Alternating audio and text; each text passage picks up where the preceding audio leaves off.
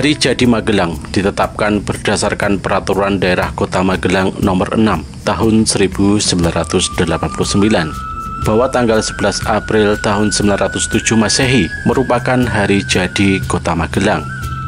Penetapan ini merupakan tindak lanjut dari seminar dan diskusi yang dilaksanakan oleh Panitia Peneliti Hari Jadi Kota Magelang bekerjasama dengan Universitas Tidar Magelang dengan dibantu pakar sejarah dan arkeologi Universitas Gadjah Mada, yakni Dr. MM Soekarto Kartoatmojo, dengan dilengkapi berbagai penelitian di Museum Nasional maupun Museum Radia Pustaka Surakarta. Kota Magelang mengawali sejarahnya sebagai desa perdikan Mantiasih yang saat ini dikenal dengan Kampung Metesih di Kelurahan Magelang. Mantiasih sendiri memiliki arti beriman dalam cinta kasih. Di Kampung Metesih saat ini terdapat sebuah lumpang batu yang diyakini sebagai tempat upacara penetapan sima atau perdikan. Untuk menelusuri kembali sejarah Kota Magelang, sumber prasasti yang digunakan adalah Prasasti Poh, Prasasti Girikan, dan Prasasti Mantiasih. Ketiganya merupakan prasasti yang ditulis di atas lempengan tembaga. Prasasti Poh dan Mantiasih ditulis zaman Mataram Hindu saat pemerintahan Raja Rake Watukara Dyah Balitung yang memerintah antara tahun 898 sampai dengan 910 Masehi. Dalam prasasti ini disebut-sebut adanya desa Mantiasih dan nama desa Glanglang. Mantiasih inilah yang kemudian berubah menjadi Metesih, sedangkan Glanglang berubah menjadi Magelang.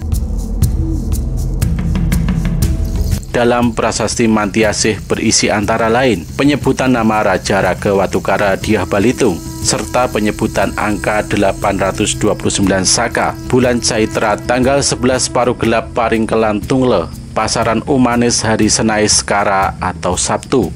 Dengan kata lain, hari Sabtu Legi tanggal 11 April tahun 907.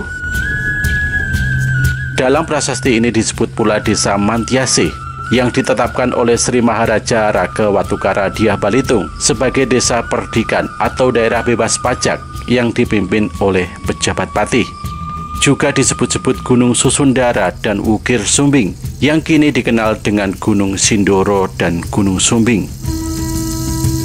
Begitulah Magelang yang kemudian berkembang menjadi kota, selanjutnya menjadi ibu kota Karisidenan Kedu dan juga pernah menjadi ibu kota Kabupaten Magelang.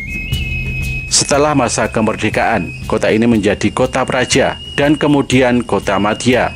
Dan di era reformasi, sejalan dengan pemberian otonomi seluas-luasnya kepada daerah, sebutan kota madya ditiadakan dan digantikan menjadi kota.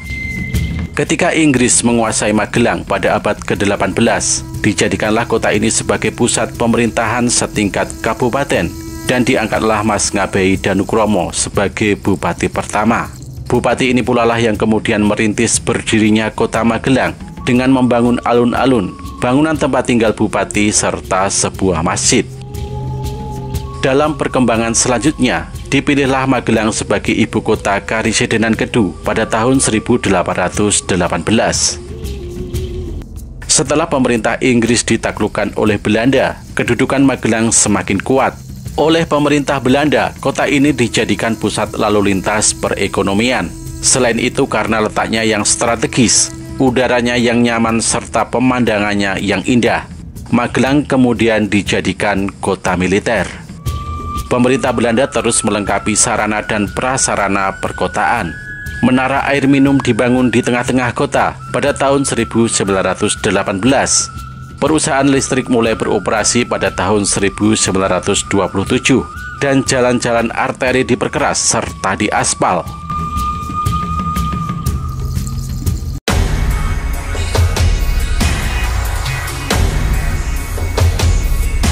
Terkait penamaan Magelang, versi terpopuler mengatakan bahwa Magelang berasal dari Atepung Temu Gelang atau Tepung Gelang yang berarti mengepung rapat seperti gelang. Legenda ini menceritakan pertarungan antara Pangeran Purbaya melawan Raja Jin yang bernama Sepanjang di hutan Kedu.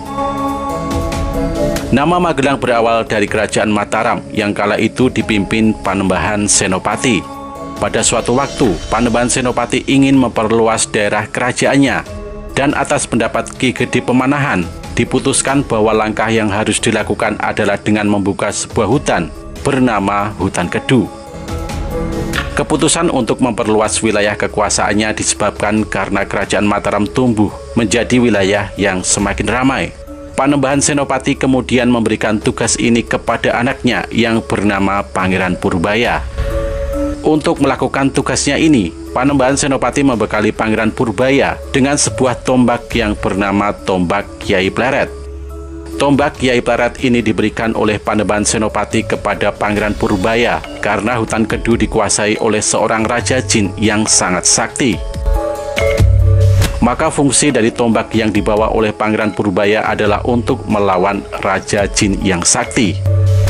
Perjalanan Pangeran Purbaya ke Hutan Kedu didampingi oleh sekelompok prajurit khusus yang sudah berpengalaman.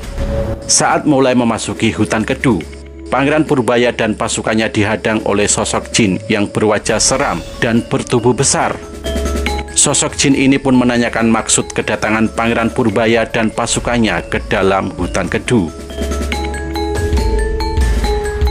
Pangeran Purbaya kemudian memperkenalkan dirinya dan maksud kedatangannya ke dalam Hutan Kedu, yaitu untuk membuka Hutan Kedu sebagai sebuah perkampungan.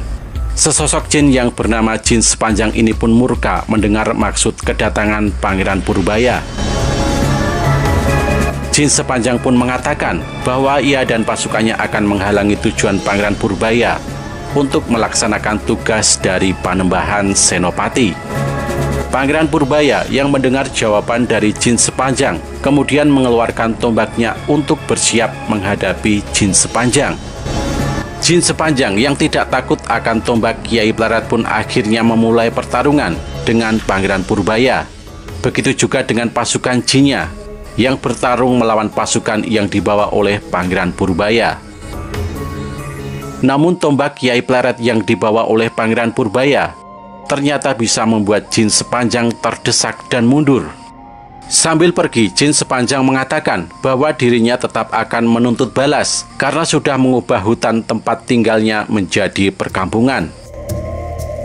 Setelah kepergian Jin Sepanjang, Pangeran Purbaya mulai memimpin pasukannya untuk membuka Hutan Kedu. Beberapa waktu kemudian, sebagian wilayah Hutan Kedu sudah berubah menjadi desa kecil yang subur dan mulai banyak warga yang berdatangan untuk menetap. Karena Raja Jin tidak terima kawasannya berubah menjadi pemukiman, dia mengubah penampilan menjadi seorang manusia bernama Sonta. Suatu malam, Sonta mengeluarkan asap putih yang menyebar ke seluruh desa. Pagi harinya banyak warga sakit dan meninggal secara misterius. Pangeran Purbaya yang mengetahui bahwa penyakit misterius di desa disebabkan oleh Raja Jin yang menyamar menjadi pelayan di rumah Kiai Keramat. Kiai Keramat pun sangat terkejut. Sonta yang mendengarkan percakapan Pangeran Purbaya dan Kiai Keramat melarikan diri dengan wujud aslinya menjadi Jin Sepanjang. Dari sinilah pertarungan dimulai. Banyak prajurit yang tewas dan menjadi korban Jin Sepanjang. Mengetahui semakin banyak orang yang menjadi korban dari Jin Sepanjang, Pangeran Purbaya membuat sebuah strategi untuk melawan Jin Sepanjang. Strategi ini dilakukan dengan cara memerintahkan prajuritnya untuk bergerak di sepanjang hutan dengan gerakan melingkar seperti gelang. Cara ini dilakukan untuk mengepung hutan tempat Jin Sepanjang, sang Raja Jin, berada. Dengan melakukan cara ini, maka diharapkan Jin Sepanjang tidak akan lolos dari pengejaran. Strategi ini ternyata berhasil, dan Jin Sepanjang tidak punya kesempatan untuk melarikan diri dan harus bertarung dengan Pangeran Purbaya yang membawa tombak Kyai Pleret. Kesaktian Pangeran Purbaya yang lebih tinggi dari Jin Sepanjang mampu mengalahkan Raja Jin ini dan membuatnya jatuh ke tanah. Setelah ditusuk menggunakan tombak Kyai Pleret, tubuh Jin Sepanjang yang jatuh ke tanah perlahan-lahan menguap dan hilang ke udara. Strategi Pangeran Purbaya untuk mengepung Jin Sepanjang dengan formasi gerakan melingkar seperti gelang, kemudian membuat seluruh wilayah disebut sebagai Magelang.